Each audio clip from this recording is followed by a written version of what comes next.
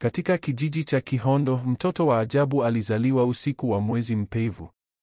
Alikuwa wa kipekee, tofauti na watoto wengine.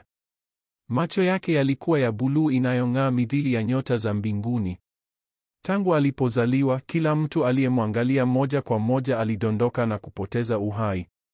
Wakunga na madaktari waliokuwepo hospitalini siku hiyo walipoteza maisha papo hapo, ila wazazi wake pekee walibaki salama. Wakiogopa madhara ya laana hiyo, wazazi wake walitafuta njia ya kumlinda. Wakamvalisha maski ya katuni iliyokuwa na sehemu ndogo tu kwa macho yake. Hii ndiyo ilikuwa njia pekee ya kumfanya aishi na watu wengine bila kuwatia hatarini. Walimlea kwa upendo lakini kwa uangalifu mkubwa, wakimfundisha kuepuka watu na kamwe asivue maski yake mbele ya yeyote. Lakini maisha ya kuwa tofauti si rahisi. Wakati Tanasha alipofikisha miaka 14, alianza shule ya sekondari. Huko alikuwa msichana wa kimya, asiye na marafiki. Wanafunzi wenzake walimchukulia kama mtu wa ajabu, wakimtenga na mara nyingine kumkejeli. Baada ya miezi kadhaa shuleni, msichana mmoja mkarimu aliyeitwa Laila alimwonea huruma Tanasha. Alimkaribia na kuwa rafiki yake wa kwanza wa dhati. Laila alimlinda dhidi ya kejeli za wanafunzi wengine, akimwonyesha upendo wa kweli. Lakini marafiki wa Laila walimshawishi kumjaribu Tanasha, walitaka kujua kwa nini alivaa maski kila wakati. Siku moja walipokuwa darasani baada ya kipindi cha mwisho, kundi la wanafunzi wakiongozwa na Laila walimzingira Tanasha. Walimtaka avue maski yake, wakidai wanataka kuona uso wake halisi. Tanasha alikataa, lakini walimkamata kwa nguvu.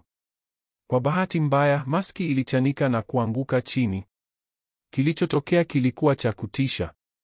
Kila mwanafunzi aliyemwangalia usoni alianguka chini na kupoteza maisha. Laila alilia kwa hofu na kujuta kwa usaliti wake.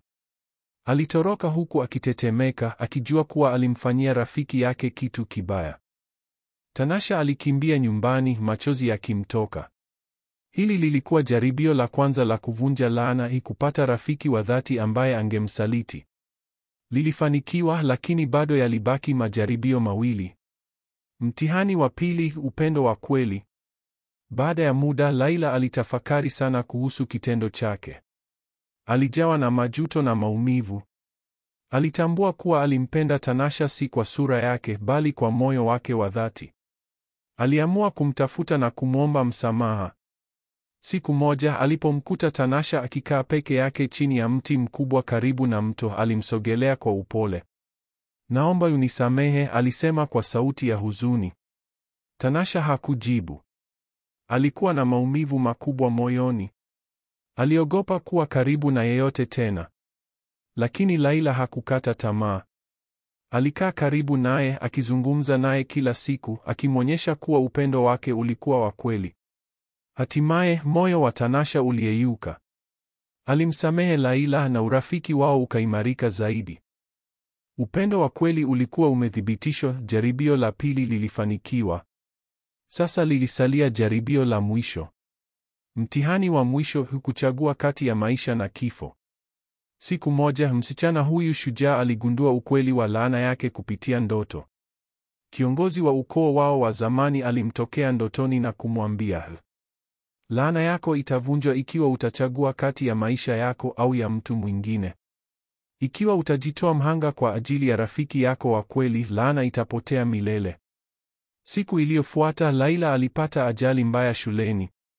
Gari lilikuwa limemkanyaga na alikuwa mahututi. Madaktari walikata tamaa, wakisema kuwa hawezi kupona. Tanasha alisimama kando ya kitanda chake, macho yake yakiwa na huzuni. Alikumbuka maneno ya ndoto. Alijua kuwa angeweza kumwokoa rafiki yake ikiwa angejitoa mhanga.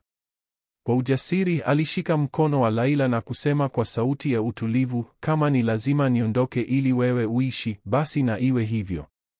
Macho yake yalianza kung'aa kwa mwangaza mkali wa bluu. Ghafla mwili wake ulianza kuyeyuka kama mwanga wa nyota. Laila alifumbua macho kwa mshangao, akihisi nguvu mpya zikiingia mwilini mwake. Jeraha lake lilipona ghafla, lakini Tanasha alikuwa ametoweka. Lakini badala ya kufa, Tanasha alijikuta mahali pa ajabu, ulimwengu wa nyota. Sauti ya kiongozi wa ukoo wake ilisikika: kwa kujitoa mhanga umevunja laana. Sasa unaweza kuchagua kurudi duniani bila laana au kuishi kama nyota angani. Tanasha alitafakari kwa muda mfupi kisha akasema, natamani kurudi na kuishi maisha ya kawaida. Macho yake yakafumba kwa muda na alipoamka alijikuta hospitalini kando ya Laila. Wote walikumbatiana kwa furaha wakitambua kuwa laana ilikuwa imeondoka. Kutoka siku hiyo Tanasha aliishi maisha ya kawaida akionyesha uso wake kwa dunia bila hofu. Alipata marafiki wengi na kuishi kwa furaha milele.